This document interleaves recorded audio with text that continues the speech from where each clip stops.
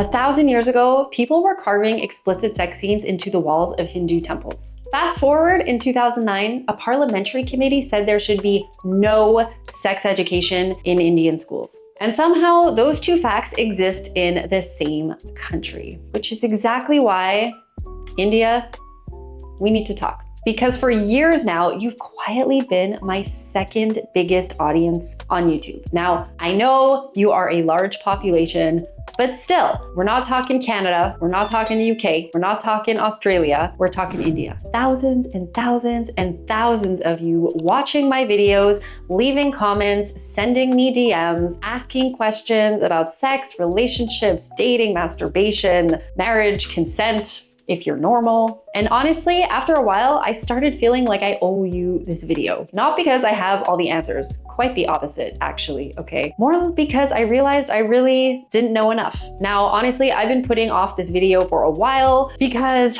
I really didn't want to make one of those videos where someone from another country reads 3 articles, watches a couple TikToks, and suddenly thinks they figured out India. Yes, I did read a couple of articles. I watched a couple of TikToks, but I definitely haven't figured out India. That would be ridiculous. I've never even been there before. And please, if you're Indian watching this video, I genuinely hope you'll tell me if I get some of this information wrong. Seriously, I'd love the comment section to become more of a conversation, because this video is not necessarily me trying to explain India. It's more like me trying to understand the people who have been supporting this channel for years and understanding the sexual attitudes and culture a little bit more. And honestly, I don't think I could have picked a better time to finally make this video, because literally while I was researching and scripting this video, Netflix released this show called Super Subu, which is their first ever Telugu original series. Now, I started watching it because I thought, well, this seems pretty relevant. I mean, it's literally a comedy about a government-appointed sex education officer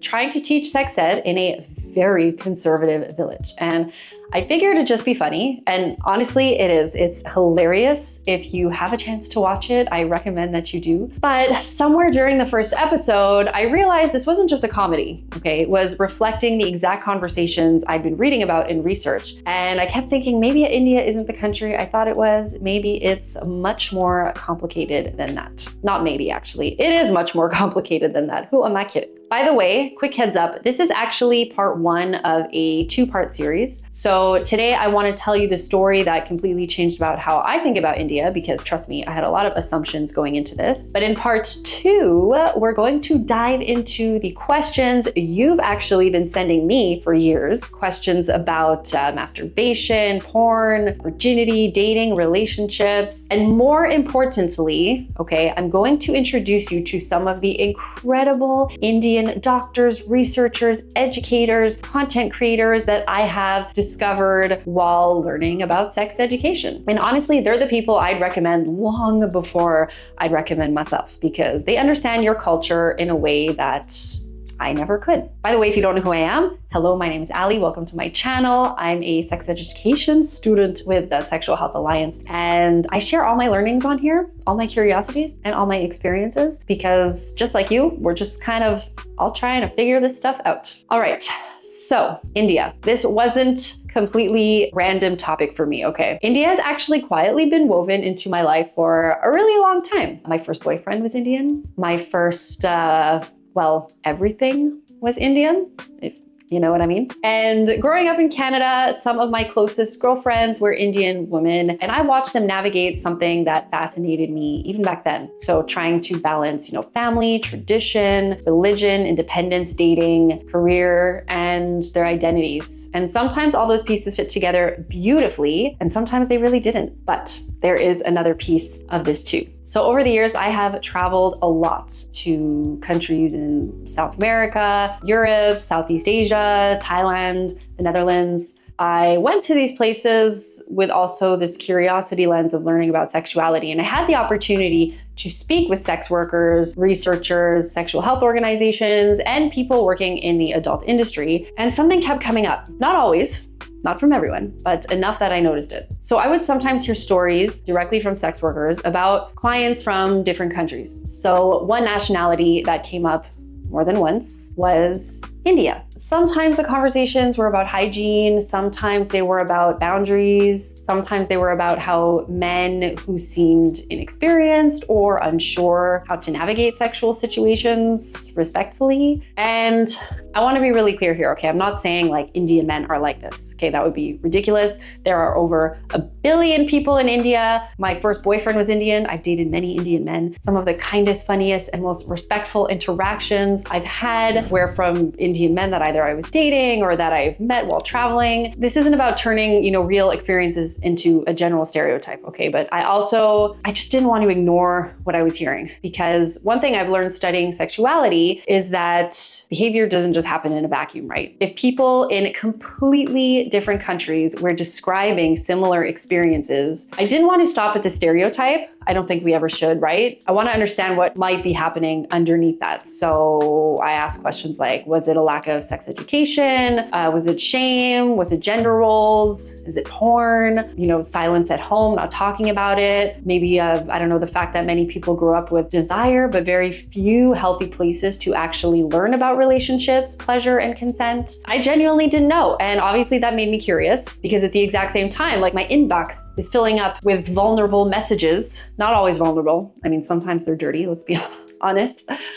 From my Indian viewers, questions about curiosity around masturbation, porn, virginity, marriage, consent, whether they're normal. So I had these two complete different pictures in my head, right? The stereotype I sometimes heard while traveling, and the very real, very human people writing to me in private who legitimately just want to learn. They want to understand, they want to experience pleasure as a basic human need. So two completely different pictures of the same country, and I couldn't reconcile them. Then, kind of by coincidence, I was attending a seminar through my school, the Sexual Health Alliance, on cross-cultural perspectives on sexuality. And one of the speakers, his name was, I hope I say this right, Dr.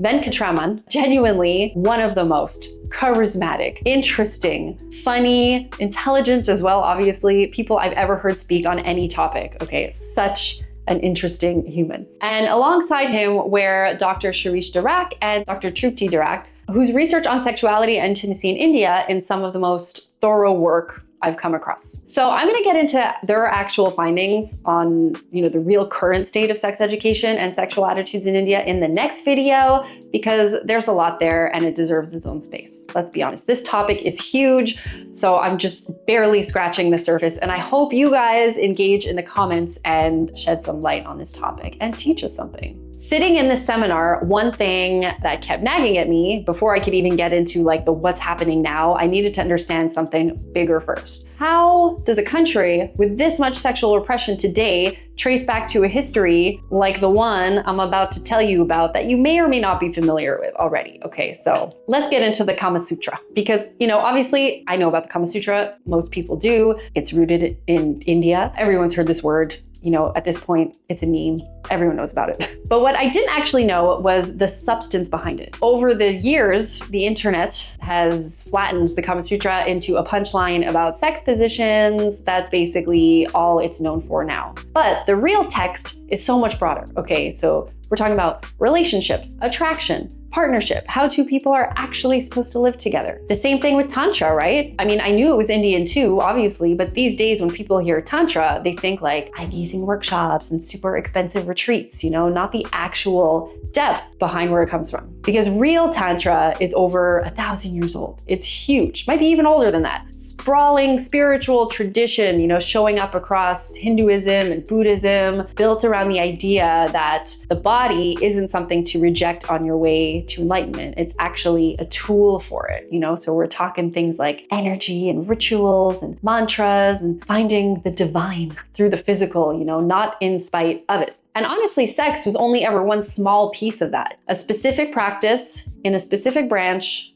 for a specific purpose. But that's one piece Western wellness culture grabbed onto into the 20th century, stripped almost everything else away from it, and rebranded it as Tantra. Funny enough, I've attended Tantra workshops myself over the past year, and it really never occurred to me how much of what I was doing traced back to actual Indian philosophy, not just, wellness industry branding. And then this is interesting too. So there's these temples called the Khajuraho, I hope I'm pronouncing that right as well, Khajuraho Temples. I'd heard of them before, but I don't think I really got how explicit they were until I actually started doing a bit more research and saw them more explicitly. So these are over thousands of years old, covered floor to ceiling, erotic carvings, not hidden, not shameful, like right in your face. I'm talking about people riding each other, sucking each other off, like built into the walls of this sacred space. So I had to ask the obvious question. If this is a country that has one of the richest erotic and sexual traditions in human history,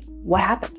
And this is where it gets complicated, because somewhere between those humping, sucking, like effing temples and today, British colonial rule brought Victorian morality in with it. It didn't just shift attitudes, it got written into law, into institutions, into what was considered acceptable to even say out loud. And you don't even have to go back to ancient history to see that play out. You can watch it happen in the movies. I'm referring to Bollywood, by the way. Love Bollywood, love that whole like glitz and glam of Bollywood. Makes you just so happy. But yes, so I learned that one of the very first Indian films ever made in 1933 actually had a real on-screen kiss. And then censorship tightened and kissing basically disappeared from Hindi cinema for decades. So apparently the directors got creative. So they started, symbolizing kisses as opposed to actually showing them. So things like two flowers touching in the wind or birds circling each other, entire rain-soaked dance numbers doing the emotional work a kiss would have done. So desire never actually left Bollywood. It just went underground into this metaphor, mostly with nature. And it wasn't until the 70s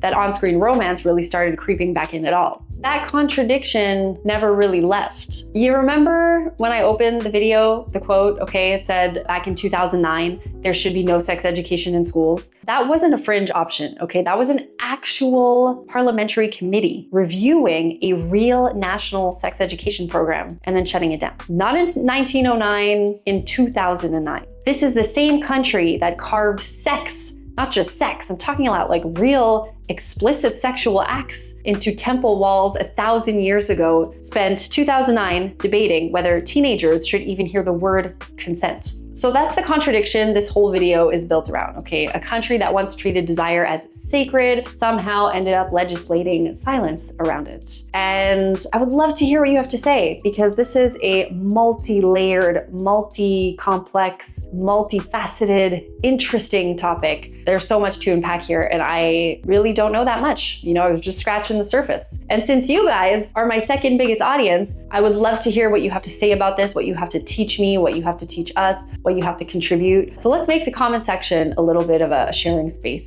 and a conversation, because I've got a lot to learn. So remember, next video, part 2 of Sex in India, I'm gonna get into the nitty-gritty stuff, I'm gonna get into the research, I'm gonna get into the data, into the stats of some of those studies that have been circulating around, and the really interesting research that these amazing doctors, researchers, creators, educators are doing right now to show us what the current state of sex ed is in India. I'm gonna go over your actual questions of what y'all are asking me and the people that are already doing something about it. So I'm gonna share with you some great resources that you can turn to if you don't already know about these fascinating people. So stay tuned. And thank you for watching this video, and I will see you in the next one.